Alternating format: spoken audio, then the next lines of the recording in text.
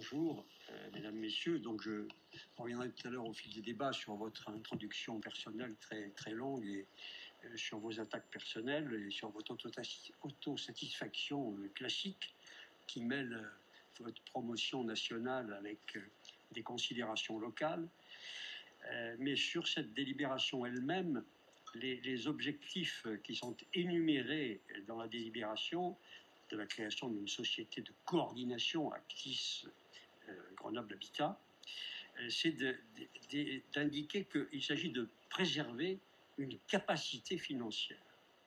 Le meilleur moyen de préserver cette capacité financière est de prélever 45 millions d'euros pour la vente des actions de la ville dans la Seine à la métropole.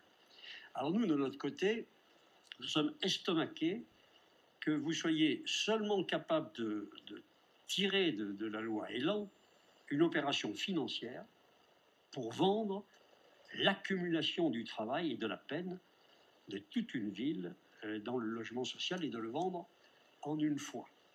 De liquider les bijoux de famille, en quelque sorte, dans une opération financière. C'est d'ailleurs ce que vous appeliez tout à l'heure, dans votre réponse à la question de notre groupe, apporter votre pierre au logement social.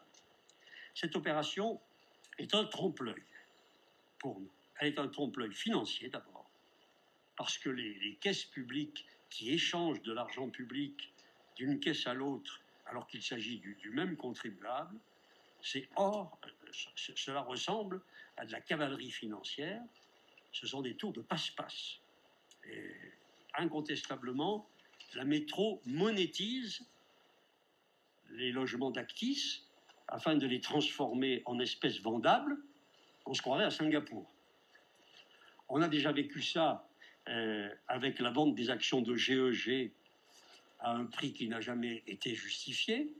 On a déjà vécu ça, et tout à l'heure vous avez répondu, mais c'était dans la partie rentable, quand cela a été souligné, à savoir que vous vous êtes déjà versé des dividendes sur le logement social, sur Grenoble Habitat, pour combler le budget de la ville pendant un temps où vous en aviez bien besoin, dans la période où vous étiez au bord de la mise sous tutelle. On comprend que la municipalité exsangue, au lieu de réformer, de trouver des recettes, ne fait que vendre le capital accumulé par des générations. Ni le contribuable, ni le logement social ne sont bénéficiaires dans de telles jongleries, et je me demande comment vous pouvez les porter de cette manière.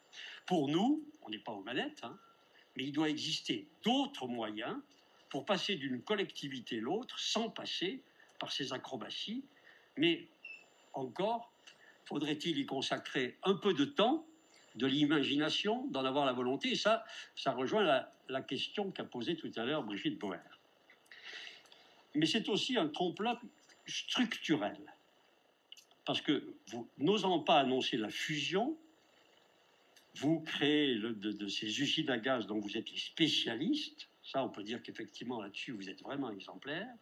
Cette société de coordination de deux sociétés existantes, déjà lourdes, déjà très difficilement accessibles par les locataires, qui rencontrent des problèmes de gestion considérables, et dont on voit tous les jours les effets. Il y a un nouvel étage que vous créez, supplémentaire, qui devrait accroître la bureaucratie du sommet, créer des doublons, probablement, c'est heureux pour les bénéficiaires, créer des directions supplémentaires, alourdir sans fin un système qui est déjà hypertrophié, où plus personne ne sait qui prend et où se prend les décisions. On vous renvoie, on parle du bailleur social, mais jamais de celui ou celle qui prennent les décisions. Alors, est-ce que, avec cette délibération que vous allez, j'imagine, voter, est-ce que la vie de nos quartiers va être un tant soit peu améliorée? Au contraire. Est-ce que la ghettoisation accélérée qui se produit dans la plupart des quartiers, j'avais hier un locataire de l'Alba qui m'appelait dans une situation intenable pour le bruit, les dealers qui s'installent avec la musique, la chaleur, me disait, est-ce que je vais tenir suffisamment, garder mon calme dans la situation qui m'est imposée dans ce quartier?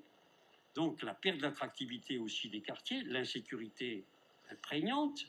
Donc, est-ce que cette délibération va modifier quoi que ce soit sur ces sujets-là qui concernent les grands logos? La réponse est non. Il y a simplement 45 millions d'euros qui vont valser d'une collectivité à l'autre sans qu'aucun centime de cette somme ne soit, à notre connaissance, affecté de près ou de loin aux problématiques du logement et des locataires. Et moi, je pense que quand il y a une loi qui arrive, qui contraint à prendre des mesures, ben on fait marcher son imagination. On essaie de trouver, en fonction de ce que la loi impose, de trouver des solutions qui répondent mieux aux besoins, puisqu'il y a un apport financier considérable.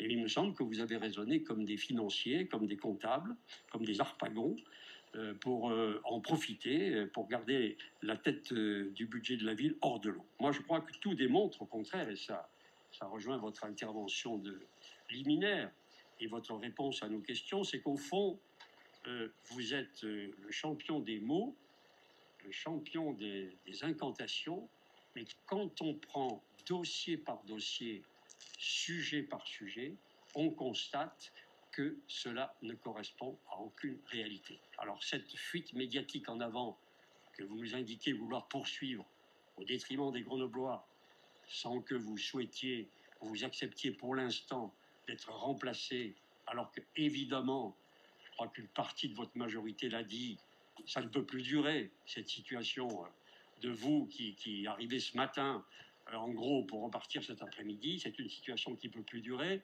et qui ne pourra pas durer. On le voit dossier par dossier. Ce dossier-là aurait mérité vraiment une étude, une implication pour essayer de voir comment on pouvait éviter une telle solution de transfert de fonds sur un dossier aussi clé que le logement social.